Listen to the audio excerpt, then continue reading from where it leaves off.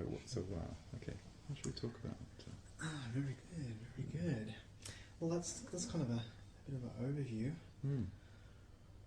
So let's talk about some more personal stuff, like how this might affect. Does anyone have any questions about how this stuff would affect each of us? So have you come across anything in your life that's when you're in the situation just you can't do something, or it's just too difficult, or you pose problems? Tax probably is the one that I run up against. Now, I initially went the hard way and tried to fight against tax. Okay, I did an enormous amount of research and challenged the taxation department. And to try not to pay tax? Or? No, to try to get the taxation department to prove that there was a liability between me and the taxation department, and they couldn't do it. They couldn't prove that there was a connection. And so not only did I write the 20 questions that they only got 3 right, I then produced a document based on that, and I gave them the supporting evidence, and I faxed it all off and never heard from them. Would you happen to know or have a copy of those 20 questions? I do. I have all of those on my Would machine. I be able to get a copy? Sure. Because there's someone I'd like to put them to. Sure. You're welcome. Yeah, I'll get Rodrigo to forward them. I've got them probably as a document file, so I can send them to you. Yeah. Oh, lovely. Yeah, they're very interesting. But when I realised that there was no lawful money in circulation, it kind of discounted everything. You know, it kind of made it all funny to me, because I realised there was no taxable event. Anyway, so bang, there's one sentence and the whole lot's gone. So all that research that I did was just bollocks. Yeah. So getting back to the credit card thing, just for a second here. A friend of mine was $47,000 in debt. I was $5,000 in debt before as well. So I'd known. I followed the process and I got rid of my $5,000 debt. And a friend of mine said, "Can you do it for me?" And he had $47,000 in debt. 40,000 of it was a home loan to Bank SA, which is St George Bank, and 7,000 was to GE. Now, I'd already dealt with GE. I knew what goes on at GE, and so I knew how to handle them. It was a piece of cake, right? So it took all up, I think it was around 2 months to completely wipe his debt clean. And in the beginning he was very skeptical, and everyone, like his mother, was saying, don't do it, it's not going to work, it's not possible. Even my parents, would say that. And I had to explain all this stuff very carefully, and I said, look, I'm not going to do anything wrong at all. I'm not going to put you into any harm, and we're not going to do anything illegal. All we're going to do is ask some questions and see if we can get an answer. So I wrote for him a half-page letter asking basically 4 or 5 questions, and I can give you a copy of that letter. Actually, I should probably grab my laptop right now, and we'll just take a momentary break. I'll grab my laptop.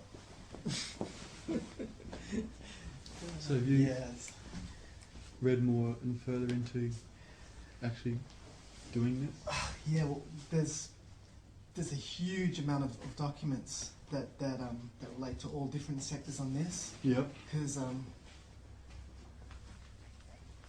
basically Agent J has been studied this full on for a couple of years to get a handle on it. You believe me, you did my head in.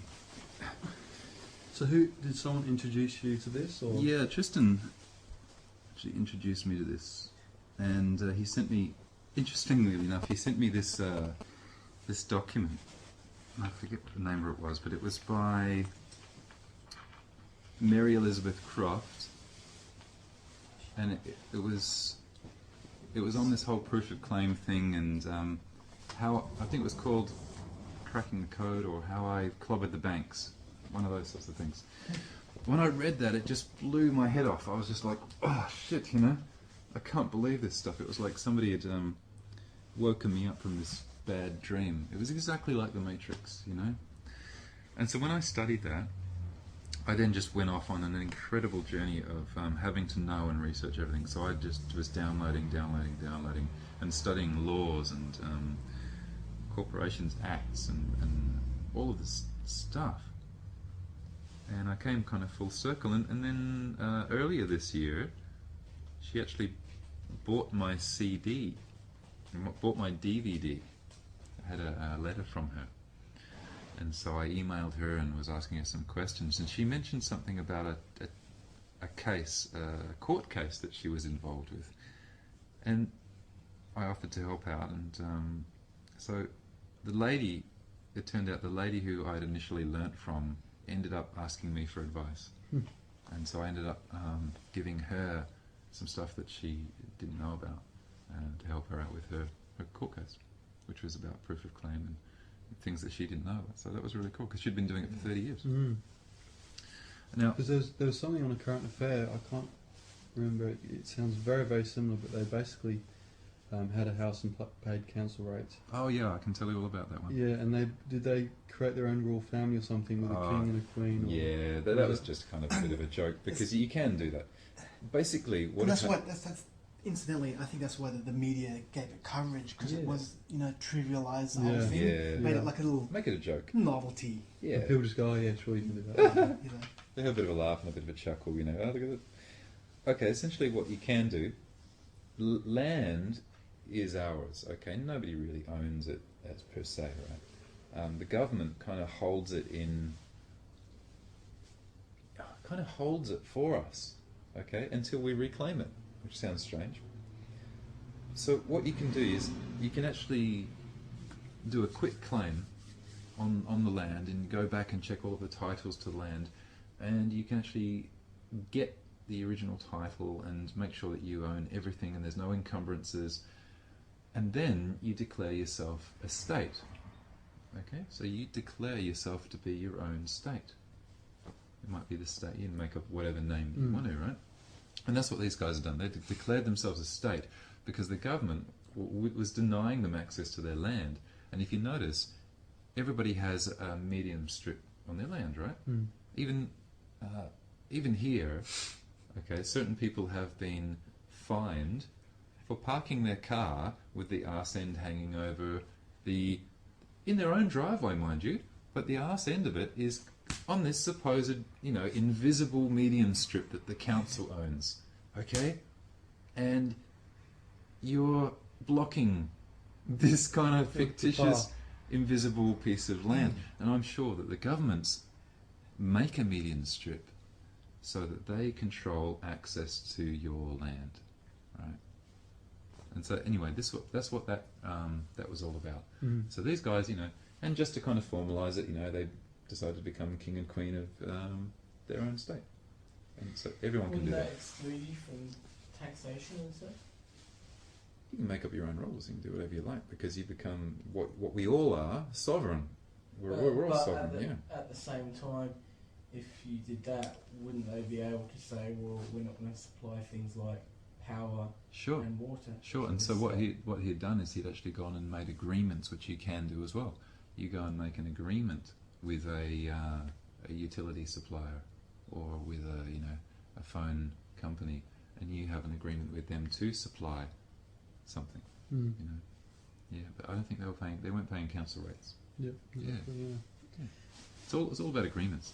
Now we're going to pop back to these credit card ones. Let me just open this up here.